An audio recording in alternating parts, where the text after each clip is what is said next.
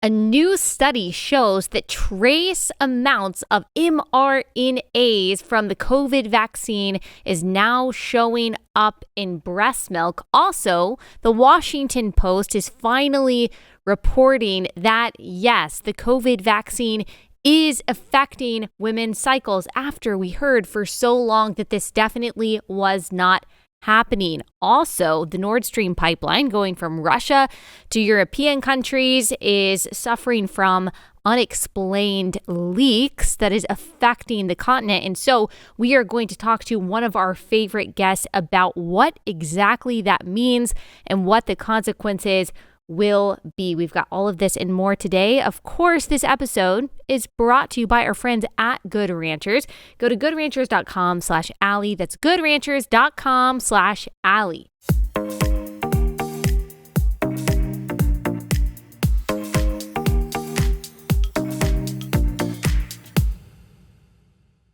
All right, before we get into the interview that we have for today, I wanted to make sure that I talked about this new revelation, this new study in the scientific community that says that trace amounts of the COVID vaccine mRNAs were found in breast milk. And now they are cautioning women who are breastfeeding babies under the age of 6 months that if they get the vaccine, they should not breastfeed their babies for 2 days after that, because that's totally feasible, right? You can just stop breastfeeding your baby for a couple days. All right, here's what the Daily Wire has reported. A new study published Monday revealed trace amounts of COVID vaccine mRNAs were found in the breast milk of some lactating women. The Journal of the American Medical Association, an international peer-reviewed general medical journal published since 1993, released the study to the public and has now issued a warning for women breastfeeding infants younger than 6 months. So just as an aside, don't worry, it's only babies under 6 months. So apparently something magical happens on the night that your baby goes from 5 months, 30 days to 6 months, that it's totally okay for your 6-month-old baby to be taking in these trace amounts of this vaccine through your breast milk. Caution is warranted regarding breastfeeding infants younger than 6 months in the first 2 days after maternal COVID-19 vaccination, the journal said in a tweet. That is just transphobic nonsense. Don't they know it's supposed to be chest feeding and you can't say maternal, you have to say parental. Officials said that despite believing it is safe to breastfeed after maternal COVID vaccination, they did not test the possible cumulative vaccine mRNA exposure after frequent breastfeeding in infants. In addition, the potential interference of COVID-19 vaccine mRNA with the immune response to multiple routine vaccines given to infants during the first 6 months of age needs to be considered. The study reads, it is critical that lactating individuals, there it is, we got the trans inclusion. It is critical that lactating individuals be included in future vaccination trials to better evaluate the effect of mRNA vaccines on lactation outcomes. The U.S. Food and Drug Administration, the FDA, held off on approving vaccinating infants younger than 6 months until more data on how it could impact their immune system became available. So this study came out on Monday saying, shoot, actually, we've got amounts of the vaccine that are getting through breast milk, probably shouldn't get through to babies that are under 6 months. Now, this is after mothers who have been breastfeeding their babies who are under 6 months old have been told for many months now that it's perfectly safe. Don't be a conspiracy theorist. Don't be a science denier. Oh, what you want you and your baby to die? You need to get this vaccine. There's no evidence that this is going to harm you or harm your baby in any way. In fact, we were told explicitly that the vaccine could not cause any damage or was not passing through in any detrimental way to babies who are being breastfed. And yet, if you look at the CDC website that is up right now, that was last updated July 14th, 2022, it says this: COVID-19 vaccination is recommended for all people 6 months and older. This includes people who are pregnant. I wish there was a shorter word for that. Breastfeeding, trying to get pregnant now, or might become pregnant in the future. CDC also recommends COVID-19 vaccines for infants 6 months and older whose mother, wow, they used the wrong whose? Come on. I guess that shouldn't surprise us. It's WHOSE when you're talking about possessive, not apostrophe S. And older whose mother, so inconsistent here. I can't even get through this without talking about like the inconsistency.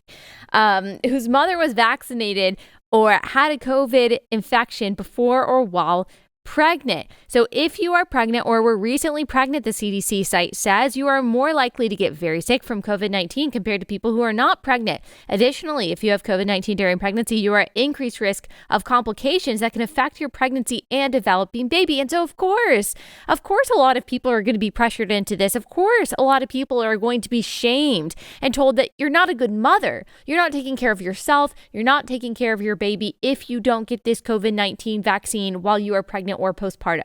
Getting a COVID-19 vaccine, the CDC site says now, can help protect you from getting very sick from COVID-19. There's no stipulation. There's no caveat. There's no point here that says, hey, you know what? We just don't know enough yet to say that this is perfectly safe for breastfeeding moms. We don't have enough evidence quite yet to say that this is going to be healthy for women who are pregnant and they're developing babies. So let's just kind of wait and see. That's all they had to say.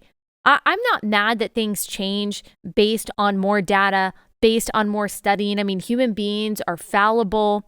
And of course, people are going to make errors, or we're just not going to have enough information to draw certain conclusions at certain points. But maybe a little bit of humility at some point by the scientific and medical community, or most people, or a lot of people in it, including Anthony Fauci, would have really gone a long way from the CDC, from the NIH, to just say, you know what, maybe we shouldn't be threatening to take away people's livelihoods when it comes to this vaccine, especially when it comes to mothers, because we just don't know enough yet to be mandating this and to be shaming people into this. And maybe we shouldn't be encouraging OBGYNs and nurses to pressure these women into getting this vaccine because we just don't quite have the data yet. That's all I'm asking. I'm not asking that scientists and that doctors get everything right the first time. I'm not even asking that of someone with as much responsibility and as much impact on public policy as Anthony Fauci. I'm just asking for a little humility, a little bit of admission in the beginning that we're still looking at this, and it is perfectly logical for people, but especially mothers who are pregnant or breastfeeding, to say, you know what, I'd like a little bit more information on this before I make my decision. And for doctors and for scientists and for people in the media, for friends to take a step back and say, you know what, that's wise. That's prudent. If we look at the statistics surrounding the seriousness of COVID and the lack of data in a lot of ways that we have on the vaccine, especially when it comes to certain populations, that actually makes a lot of logical and rational sense for you, mom, to take a step back and maybe don't do this. But that's not what happened. That's not what happened. People were shamed. People lost their jobs. People quit their jobs so they wouldn't be forced to take this vaccine. I know women who did not want to get the vaccine, but they were postpartum, very vulnerable emotional state, or they were pregnant and they were told by their doctor, if you don't get this, you are likely to die. Your baby is likely to die. But if you do get this, postpartum mom still in the hospital being stitched up, then you will pass immunity on to your child. Isn't that what a good mother would do? They didn't want to, but they felt like they were manipulated, and they did. And now we're told that maybe it actually is a little bit harmful. And it doesn't say in this particular study that the vaccine is harmful for developing babies in the womb. It doesn't say in particular that it's harmful for pregnant women, but I think we can use like a little bit of deductive reasoning. Again, there's at least enough information now to take a step back for someone to have just a little bit of freaking humility and say, ooh, maybe we don't know. Maybe we don't know. Maybe we should look at this a little bit harder. Maybe we should wait just a little bit before saying that pregnant women should be taking this.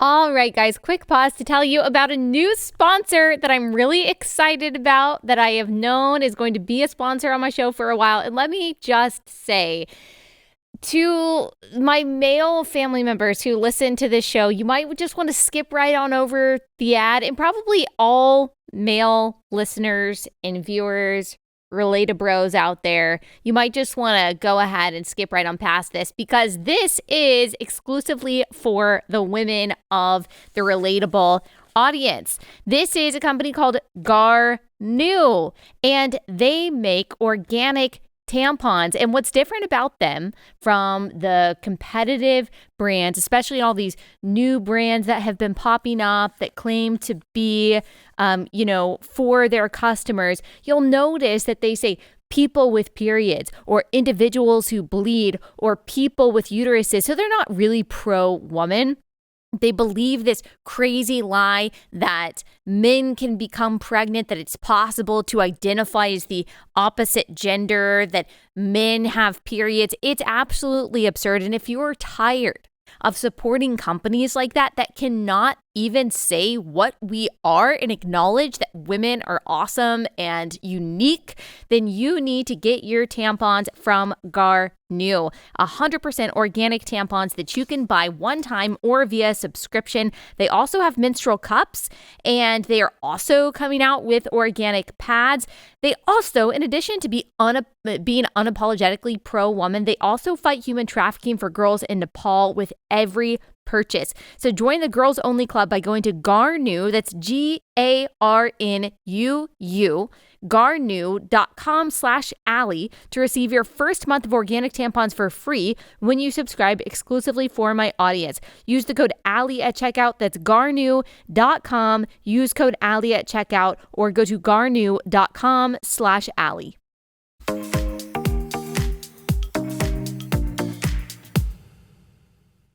Reuters in July of 2021 published this very confidently.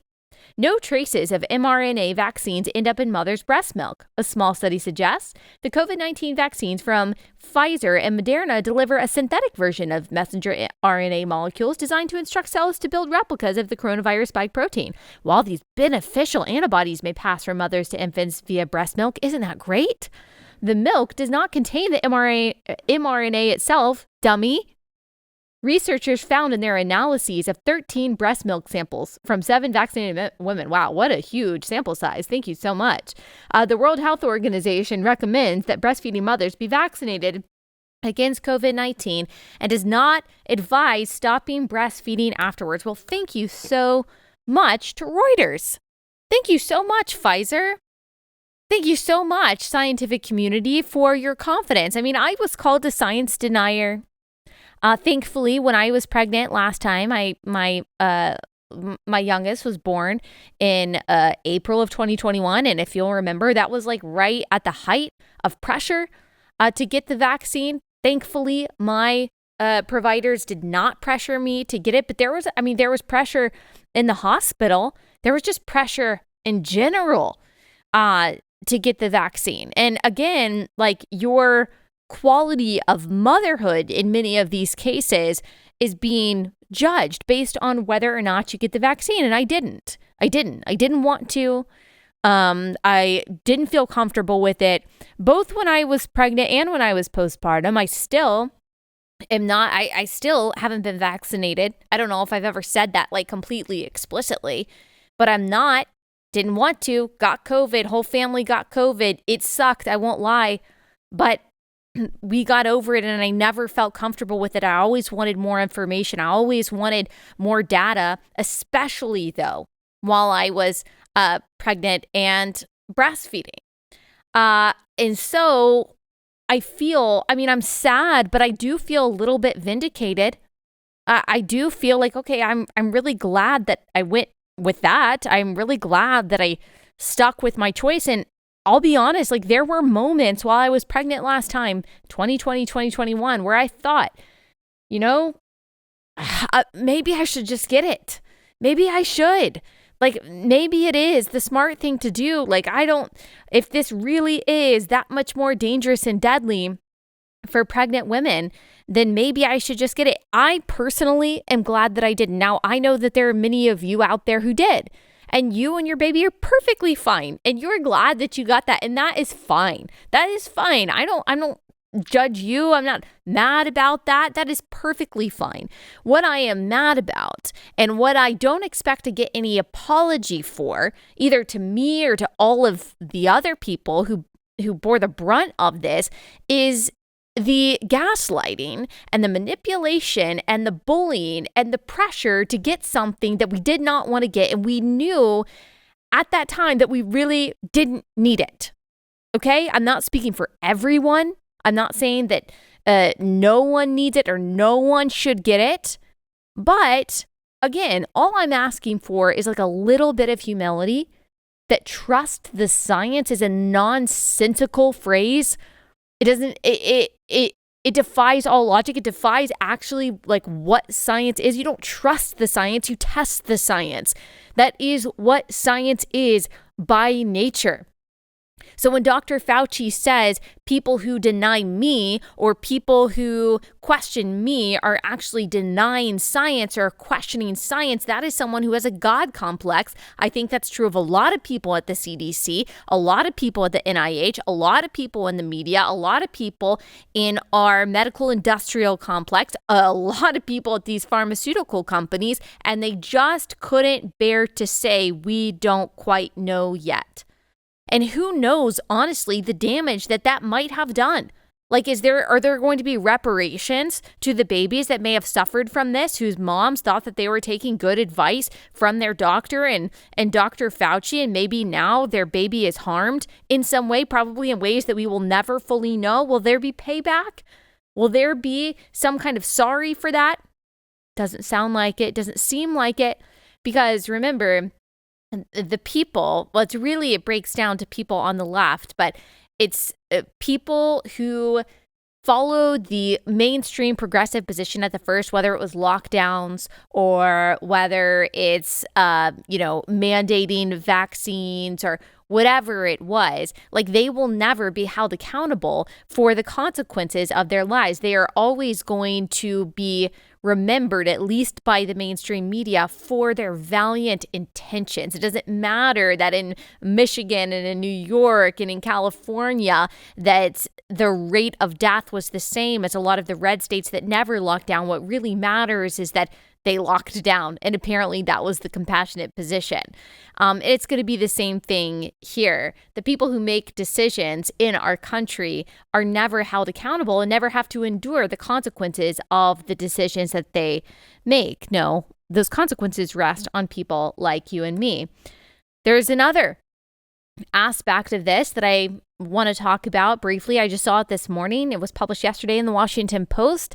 And again, this is another example of COVID gaslighting, especially when it comes to women, that a lot of people are going to feel vindicated about. Some people might feel regretful about their choice based on this. This is according to the Washington Post.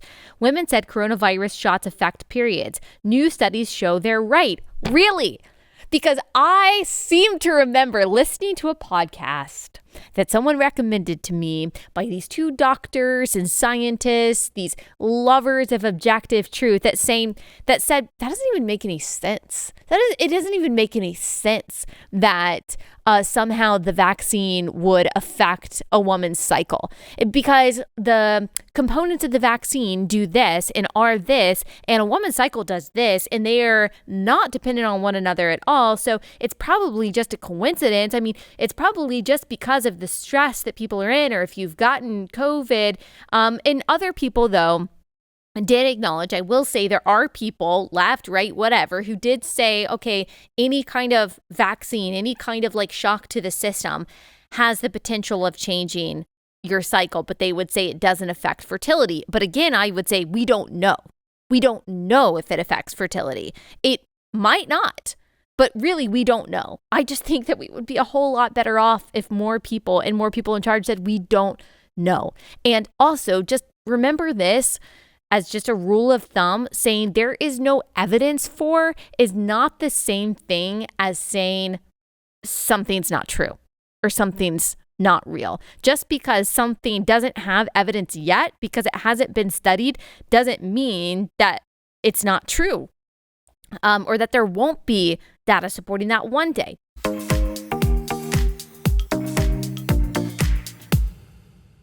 Okay, another break to tell y'all about Eden Pure.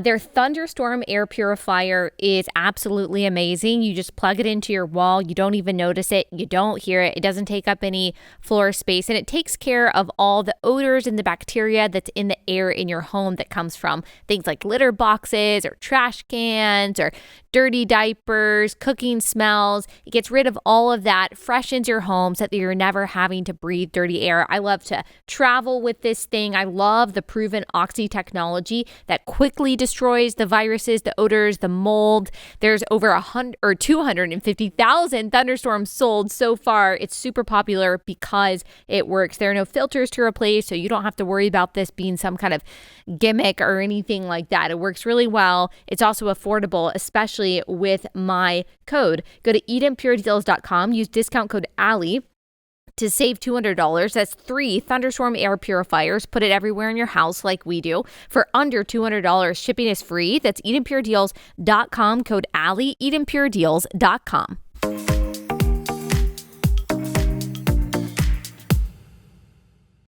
So let me read you a little bit from this Washington Post story. Not long after the rollout of the coronavirus vaccine last year, women began posting on social media about what they believed was a side effect changes to their periods. Now, I will say that my friend Gabriel Finocchio, he posted messages of women. I think it was sometime last year, or maybe it was the beginning of this year. He posted messages from women who said, yeah, my cycle changed after getting the vaccine. He was kicked off Instagram. I think he started it back up. He was able to get another account, but he was kicked off Instagram for sharing women's stories about this because that was spreading misinformation. I think I've heard it said before, and I don't remember who said it, like the difference between a right-wing conspiracy theory and the truth is 6 months. Something like that. That seems to be true. What starts out as this crazy conspiracy theory that maybe COVID didn't come from pangolins and a wet market in China ends up being confirmed. And it seems to be the same thing here. A new study of nearly 20,000 women, wow, Washington Post, shows that getting vaccinated against COVID can change the timing of the menstrual cycle. Study was conducted for the National Institutes of Health. Vaccinated women experienced, on average, about a 1-day delay in getting their periods compared with those who hadn't been vaccinated.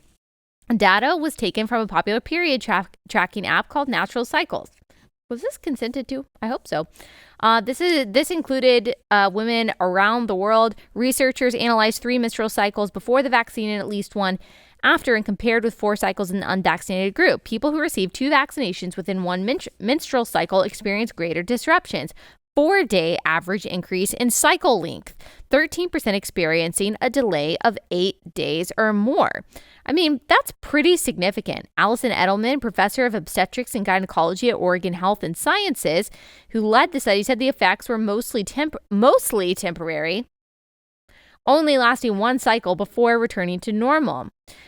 No indications from this study that there was any impact on fertility. Yes, because again, that's not what this study actually studied. Researchers don't know exactly why the vaccine seemed to affect menstrual cycles, but Edelman said that the immune and reproductive systems are linked, okay, and that inflammation or a strong immune response could trigger menstrual fluctuation. Okay, so maybe it's no big deal. That I'm totally open to that possibility. Maybe it's no big deal at all. Maybe it is just that it's causing inflammation. That's what the vaccines do. That's what lots of different vaccines do. And as your body is adjusting to that inflammation, just like your body adjusts to inflammation that comes from other causes, your cycle is just temporarily disrupted. Everything goes back to normal and it's all good. That could be what it is. And maybe for some people, for some women, it is still worth it to get vaccinated. But knowing what we know, again, like, wouldn't the better position to be, all right, some women don't want a disruption of their cycle because we do not know yet how this could affect other parts of their reproductive system. If it is affecting your cycle, if it is affecting in some ways your reproductive health, isn't it just logical to say that maybe there is a possibility, even if it's a tiny possibility, that it could affect your fertility? Like, isn't that a possibility? Let's just say that it is.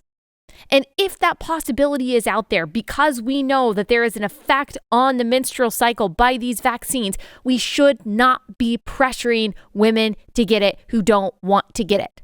No more doctors pressuring, no more politicians pressuring. Like, you will remember that the President of the United States said that companies with 100 employees or more must force their employees to get this vaccine, or those companies will face inordinate, unaffordable fines. So that means pregnant employees. That means women in their childbearing years. The President of the United States wanted to make sure that you were forced, if you worked for one of these companies, to get this vaccine that we now know has an effect on breastfeeding, comes through the milk, and we now know has an effect on the cycle. So again, let's just take a step back, have a little bit of humility, and just say, we don't quite know. We don't quite know. There's also another part of this study. The study also found that breakthrough bleeding, so I'm guessing this is probably defined as like spotting in between periods, not fun. 71% of women on long-lasting reversible contraceptives that breakthrough bleeding was reported by 39% of women on gender affirming hormones. Wow, my mind is so on testosterone. So these are actual women trying to be a man. Very confused about this language. Our world is crazy. So 39% of those women found that they had breakthrough bleeding. 71% of women on long-lasting reversible contraceptives, so like a birth control pill or something that actually stopped the period, they had breakthrough bleeding. So they're not supposed to be bleeding. They were bleeding. 66% of postmenopausal women. So that's women who were supposed to have stopped having a period after they got the COVID vaccine. They started bleeding again. Not great. Not great. Again, I think science is wonderful. I think modern medicine is wonderful. I am thankful for scientists. I could never be a scientist. I'm very thankful for scientists. I'm very thankful for modern medicine. I am very thankful for so many of the developments that technology and science and medicine have brought us over the past century, especially. I mean, it's really incredible how many lives that has saved. But when you replace God with science, and say that we must trust the science, we must follow the science, we must do what these scientists say no matter what, or else you're going to be punished by the government, or else you're going to be excluded from society. You're going to be unable to basically provide for yourself or your family or engage in your community at all. That's going to lead to some really scary repercussions for people. And it has, especially that now we know that there is potentially a lot more harm that is being done by these vaccines than we originally were told. Don't just trust the science just because someone tells you to. Ask critical questions. And those who did are feeling a little bit vindicated right now. And again, if you did get this vaccine, I'm not trying to guilt you. I'm not trying to make you feel bad about that. I'm just saying that, again, we should all, especially those who tried to use this to kind of hammer people over the head, have some humility and ask some questions the next time one of these so-called solutions comes around for a so-called emergency. All right, that's all I've got with that. And now we are going to move into our conversation, but first, let me tell you about our next sponsor.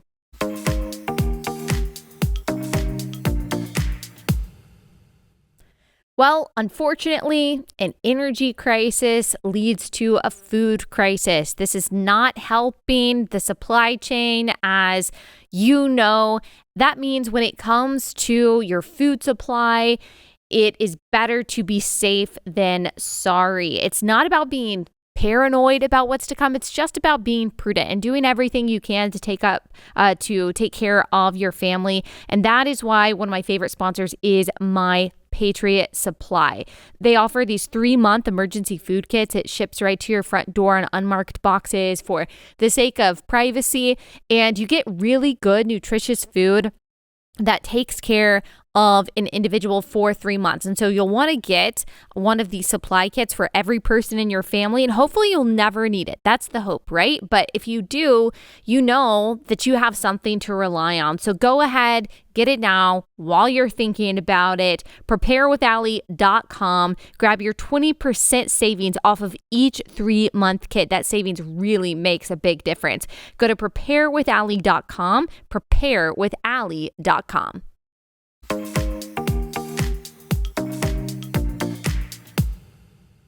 Ross, thank you so much for joining us. I think this is your 3rd time on. You're great at explaining the complexities of everything that is happening. What is the Nord Stream pipeline? Is this different than Nordstrom, the department store? It's a little bit different. One moves natural gas. One sells dresses and silverware, and I don't know. I'll be honest with you, I've probably never been in a Nordstrom in my life. So. Got it. So your expertise is Nord Stream pipeline. Tell us what's going on. Why are people talking about this? Yeah, so the first Nord Stream opened up a little over 10 years ago, and the idea is that it would. So Gazprom, the Russian energy giant, was a big part of that. It's a major partner in that, and you had a couple of European entities as well. And it essentially connects natural gas flows from Russia into Northern Europe for consumption. And it is a major pipeline. It's quite enormous, actually. And then about 6 years ago, they wanted to start building Nord Stream 2, which would double the throughput of natural gas from Russia into Europe.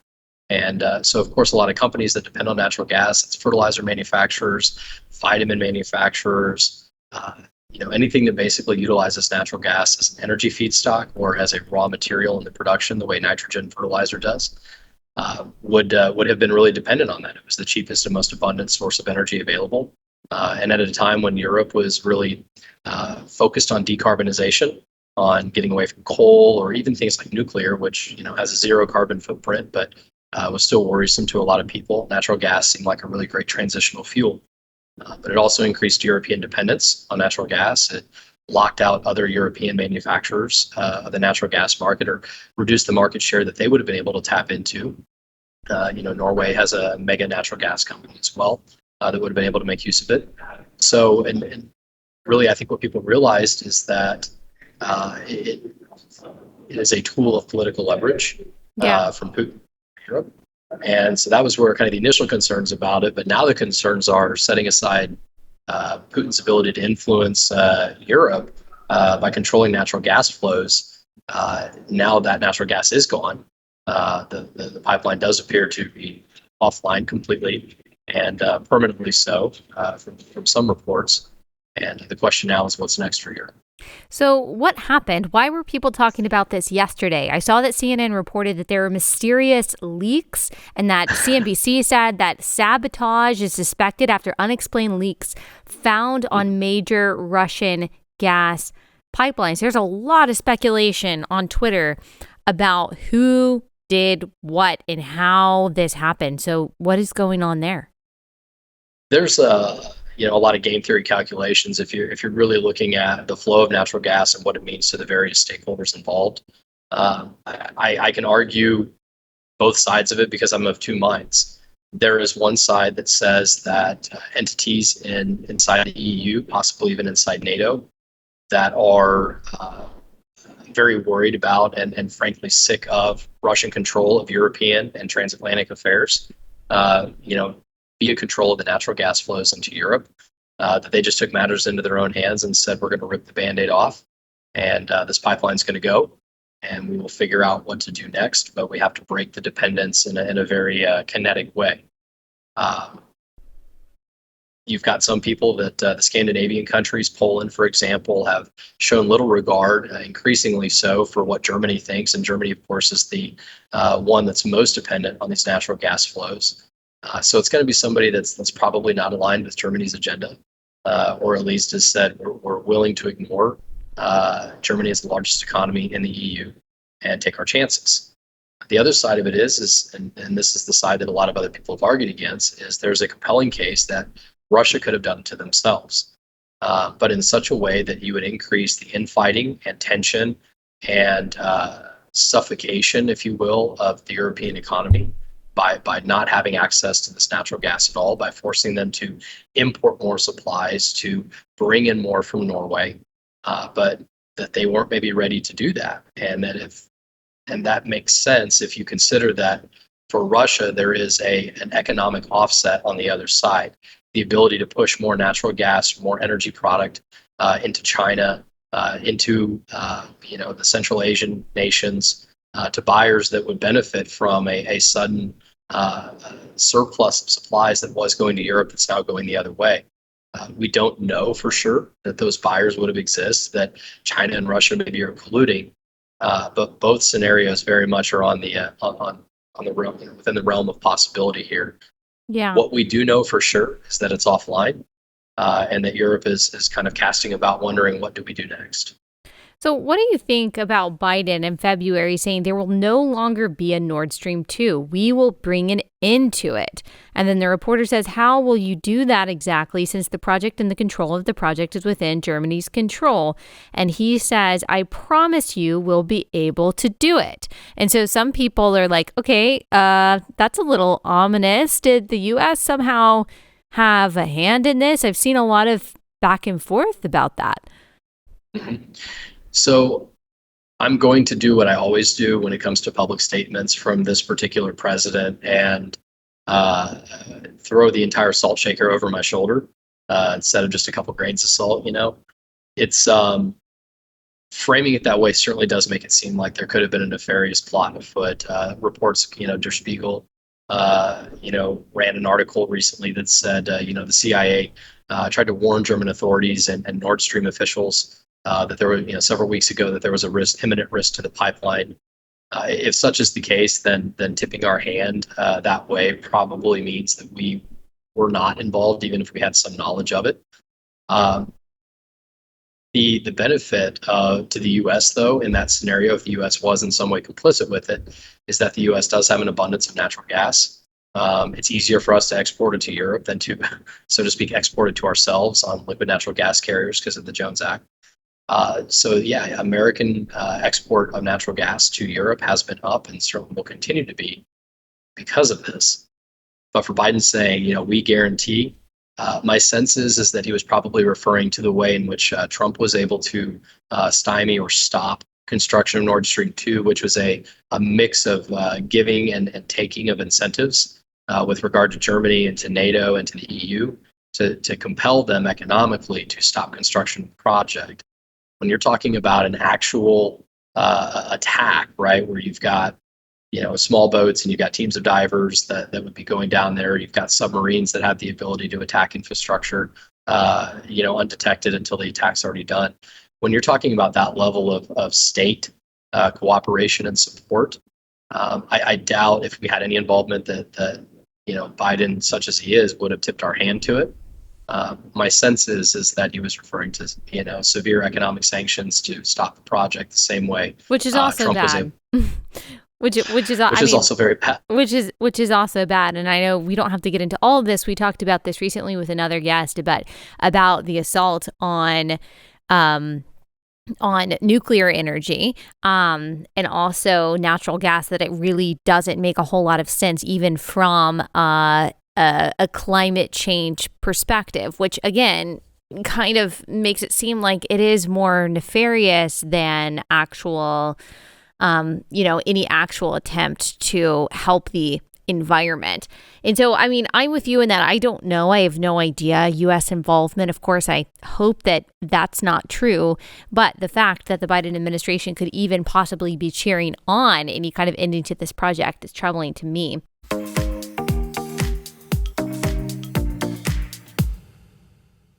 All right, this conversation is probably making you feel a little, I don't know, unstable, unsure of the future. What else is new? You need to make sure that your savings are protected by owning something that has never been valued at zero, and that is gold. Historically, your best hedge against inflation, which, as you guys know, unfortunately keeps rising. The savviest Americans diversify their savings to protect them from downturns in the market, from global instability, from a falling dollar. Birch Gold Group helps you hold gold and silver in a tax-sheltered retirement account. And if you have a 401k or IRA that's underperforming, all you have to do is text Allie to 989-898. You can learn how to convert that into an IRA in precious metals right now. So text Allie, ALLIE, to 989-898. You'll get a free info kit on diversifying into gold tax-free. That's Allie to 989-898.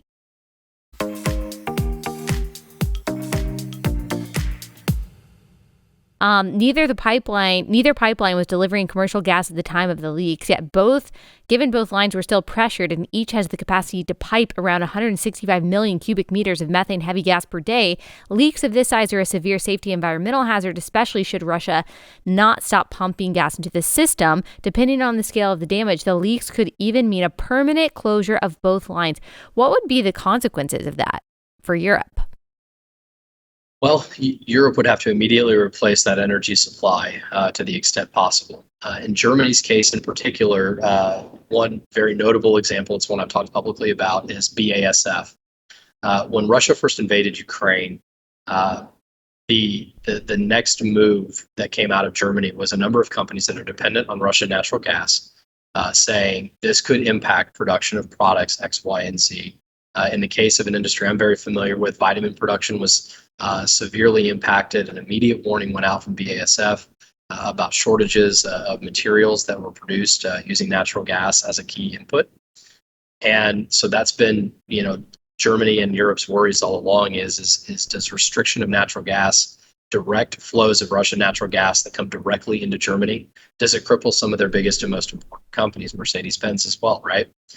So if there is a replacement or standby capacity of additional natural gas, whether it's imported from the United States, whether it's the new pipeline that's running from Norway through Denmark into Europe, if they're able to kind of piecemeal things together long enough to solve the energy riddle over the next 18 to 24 months, then the impact to Europe will actually be, I hate to say this, but a net positive in this regard, because it fully decouples Europe from a country that has proven it is willing to manipulate energy and human lives as a means of getting its way on the global political scale. It will also push Russia and China more closely together. Will cause, will firmly, I guess, bifurcate, if you will, the two global factions into sort of an Anglospheric European West, and then the countries that are part of that. And then, Galina Zakharova, who's a fantastic academic and strategist in Europe, what she calls the dragon bear sphere of influence, which is a China-Russia-led sphere of influence that others will define themselves by, and particularly in Asia and Africa. That, I think, is the most likely outcome of this, is we will probably see a unraveling of the current transatlantic order, shuffling around where the Baltic states and Poland, the Scandinavian states, I think, move more to the forefront. You'll see Germany and France probably minimized a bit as a result of this. And you will see Russia and China and those countries move more firmly in alignment from a political and from a commodity and economics. Yeah, I see what you're saying. And that's something that Trump said a couple of years ago, and he was kind of laughed at when he said, look, it's not good that Germany is relying on a country like Russia for their energy. And everyone laughed at him in the room and said, that's ridiculous. But that's exactly what's happened. And that has partly caused this problem here. So you're saying in the long run, by decoupling those two countries, that could be a good thing for Germany because they never should have been relying on Russia in the first place. And that bifurcation can actually be good. But there's going to be some suffering, like in the short term, right? As they transition into other sources of energy, it just doesn't look like there's an easy way to do that. Well, humans are creatures of incentive, right? And we respond to pain, we respond to pleasure, we respond to good things and bad things, but always in somewhat predictable ways. And in this particular case, I think the report came out last night here in the U.S. that Germany had come out this morning, their time, and said, well, the planned sunset of certain nuclear capacity, we're not going to proceed with, and we're going to continue to use that nuclear capacity for an additional time. It really, the best thing about this, in my view, is that it is forcing, maybe for the first time for a lot of people, a real reckoning of what is the cost of ESG, what is the cost of clean energy, what are the trade-offs and the incentives or disincentives associated with it? Because to this point, we've been able to kind of chug along in this fairy tale, and particularly in the European side, to say that, yeah, we can transition to perfectly clean energy and renewables, and solar and wind and all these things. And now but they were able to do these things and to kind of lie about that and the benefits of these things because they always had enormous quantities of natural gas and nuclear to kind of hold up everything while the transition was slowly ongoing to better renewables. The reckoning is here now. If those pipelines are permanently off, Europe now has to face a very stark, very realistic choice of, is it going to continue to pursue this ESG agenda, this all clean everything agenda, or is it going to have to kneel to reality a little bit and admit that natural gas and nuclear must be a part of that transition for the indefinite future? Yeah. And that's really going to make or break it. Obviously, the United States faces the same decision in a different way, but with the same kind of consequences. Well, thank you so much for especially bringing it to that last point, because man, that part, the ESG, the denial of reality when it comes to clean energy, is connected to so many other things in our political and cultural sphere. So thank you so much for breaking that all down for us. I really appreciate it. Thank you, Allie. Thank you.